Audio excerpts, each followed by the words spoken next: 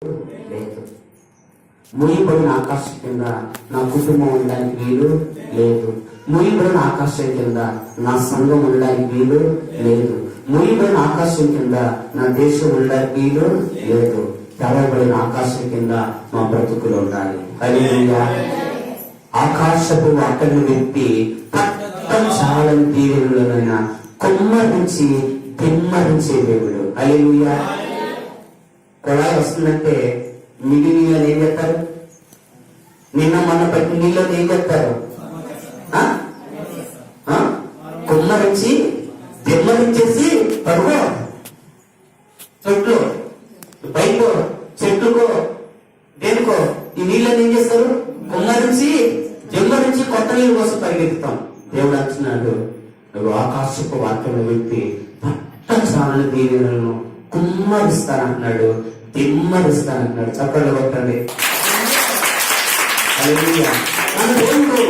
మన దేవుడు కుమ్మరించే దేవుడు, తిమ్మరించే దేవుడు. కొన్ని పదాలు మీకు వినలేదేమో, అలవాట్లేదేమో, కొంచెం అర్థం చేసుకోండి. హల్లెలూయా.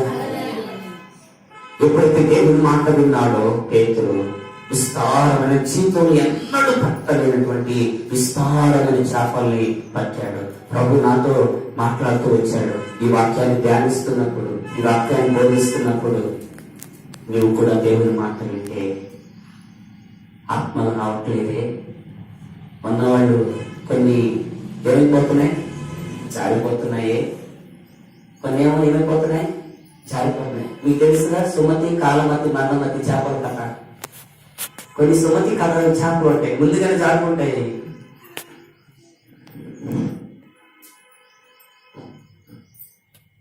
ప్రభు అన్నాడు నాతో, ఇదిగో నా మాట వినవయ్యా, ఎందుకు వచ్చి నీ తిప్పలన్నీ, ఈ తిరుగుడు అంత ఎందుకు, ఈ తిప్పలంత ఎందుకు, నా మాట ఎందుకు పని అయిపోతుంది కదా అంటున్నాడు ఆయన. హల్లెలూయా.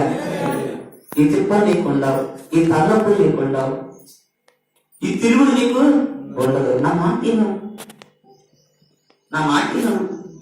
సరే ప్రభు, తప్పు అయిపోయింది ఆయన, నీ మాట ఇక్కడి నుంచైనా వింటానయ్యా అన్నా నేను దేవుడితో. హల్లెలూయా. దేవుడి సన్నిధిలో నిలబడి చెప్తున్నాను, అనేక మార్లు దేవుని మాట ధిక్కరించిన వ్యక్తిగా, అనేక మార్లు దేవుని మాటను వెరని వ్యక్తిగా, అనేక సార్లు దేవుని మాటను నిధించిన వ్యక్తిగా, ఒక సేవకుడిగా ఉండి నా పొరపాట్లు నేను ఎరుగుతుంది, నా బలహీనతలను ఎరుగుతుంది. ఆయన దేవుడు తన కటాక్షం, తన కాంతి, తన దీవెనాన్ని దూరంచలేదండి. హల్లెలూయా. హల్లెలూయా. దేవుని సంగమా, కొన్నిసార్లు దేవుని మాట గణితంలో తప్పిపోవచ్చు, దేవుని మాటను అపార్థం చేసుకోవచ్చు, దేవుని మాటను విని ఏముందని అనుకోవచ్చు. అయితే ప్రభు మాట్లాడుతున్నాడు, ఇగో నీ దేవుడైన యెహోవా మాట విని తీరగా ఈ దీవెనలన్నీ నీ మీదకి వస్తాయి. ఈ మాటకి తిరుగు లేదు, ఈ మాటకి ఎదురు లేదు. ఆయన ఎదురు లేదు మనిషి, ఆయన మాట తప్పని మనిషి. ఈ మాట ఆయన చెప్తున్నాడు, ఎదురు లేని మనిషి చెప్తున్నాడు, మాట తప్పని మనిషి చెప్తున్నాడు.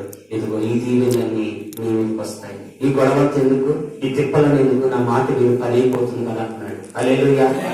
హల్లెలూయా. హల్లెలూయా. ఇంకా ముందుకు పెడదామా? 3 విషయాలు మనం గుర్తుపెట్టుకున్నాం. నీ మీద కటాక్షం, నీ మీద కాంతి, నీ మీద దీవెన. 4 విషయాలు వెళ్ళబోతున్నాం. నీ మీద కీర్తన గ్రంథము 32వ కీర్తన, కీర్తన గ్రంథము 32వ కీర్తన, కీర్తన గ్రంథము 32వ కీర్తన 8వ వాక్యం. నీకు ఉపదేశం చేసేదను, నీవు నడవలసిన మార్గము నీకు బోధించేదను, నీ మీద దృష్టి ఉంచి నీకు ఆలోచన చెప్పేదను. నీ మీద దృష్టి, నీ మీద దృష్టి.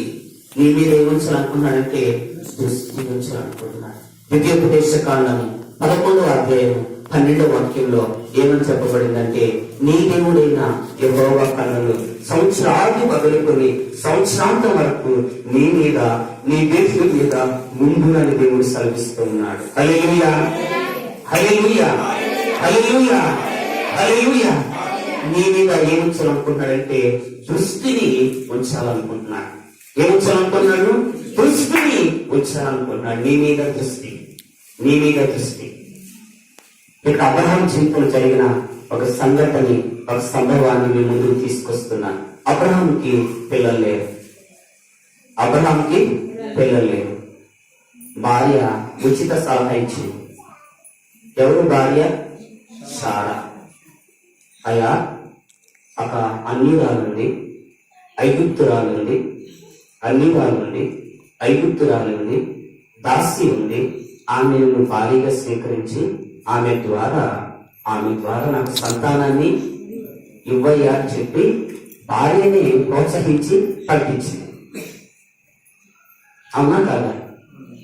అవునా కాదా? అవునా కాదా? అన్నాడా లేదా? అన్నాడా లేదా? అన్నాడు. అన్నాడా లేదా? అన్నాడు. ఈ మాట ఎక్కడ గుర్తొస్తుందా మీకు?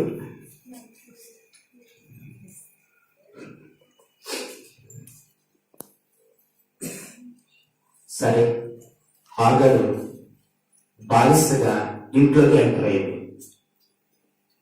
హాగరు బానిసగా ఇంట్లోకి ఎంటర్ అయింది. భార్యగా జీవితంలోకి ఎంటర్ అయింది. హాగరు బానిసగా ఇంట్లోకి ఎంటర్ అయింది.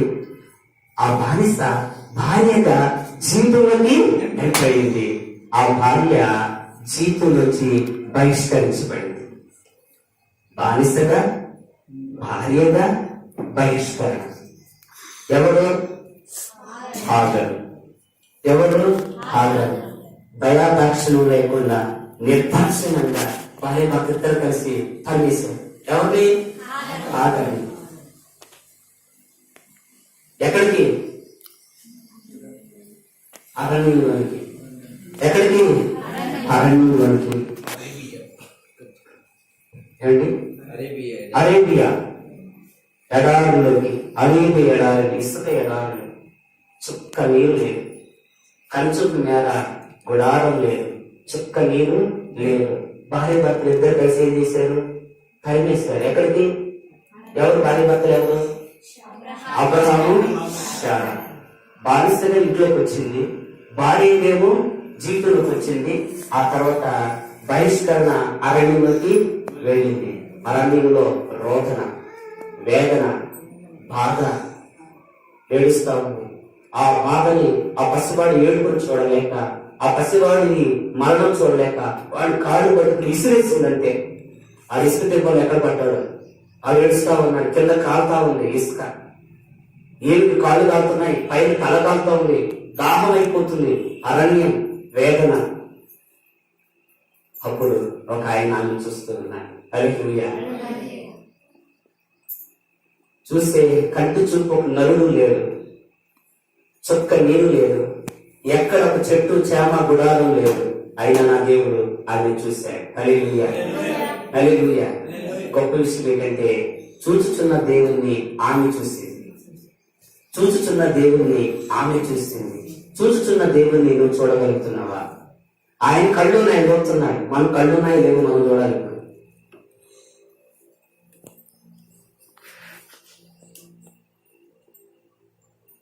మీకు అర్థమైందా? మీకు అర్థమైందా?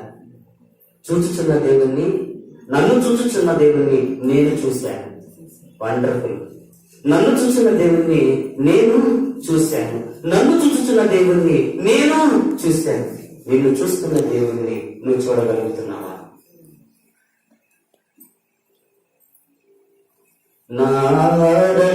నారణ్యరోధన ఉల్లాసముగా మారిపో